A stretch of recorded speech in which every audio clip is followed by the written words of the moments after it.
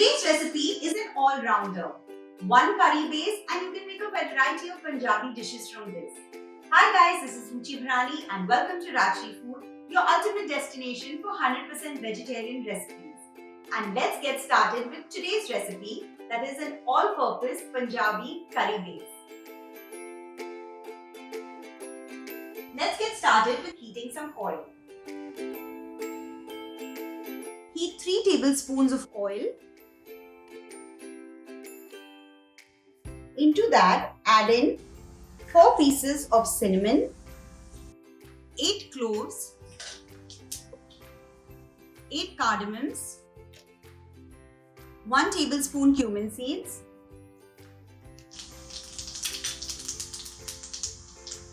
2 bay leaves.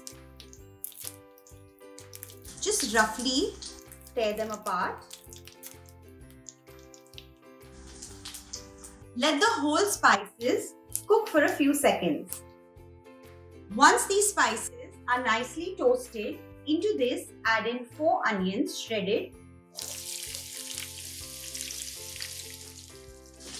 Cook these onions till they are nice and brown.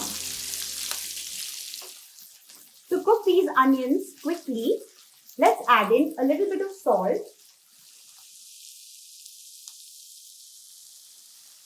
Give it a good mix and let them turn brown.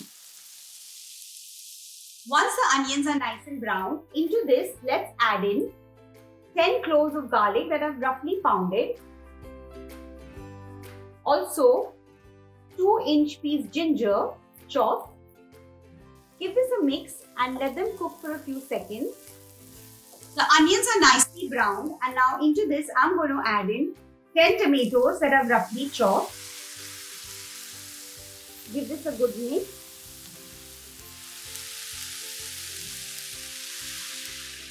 Cover it and let it cook for 10 to 15 minutes and periodically just give it a stir.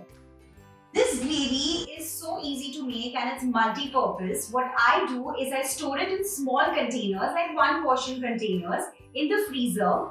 And whenever I need to make a gravy, I just pull out 1 box and then make a nice sabji out of it. So this gravy can also be stored for about 2 months in the freezer. Let's give this a stir. Make sure nothing is sticking at the bottom. While this is cooking, I'm going to quickly make a cashew and melon seed paste. So let's see how to do that. In a blender, take 3 tablespoons of cashew nuts that I've soaked for about half an hour. 3 teaspoons of melon seeds or mugad seeds soaked for about half an hour. I'm going to grind this into a smooth paste now. Make sure you grind it into a smooth paste.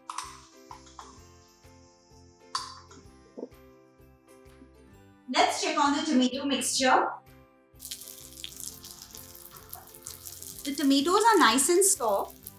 I'm going to turn off the flame, cool it down slightly and then grind it in the blender. This paste is ready and now I need to cook a few more ingredients, that are the spices. So in the pan, reduce the heat and then add in 1 tablespoon of oil. Add in 1 teaspoon of turmeric powder, 2 teaspoons of coriander and cumin seed powder, 2 teaspoons of garam masala powder, 3 teaspoons of Kashmiri red chili powder. Just saute these spices for a few seconds on low heat. Don't let them burn. After roasting the spices for about 30 seconds, let's add in the paste.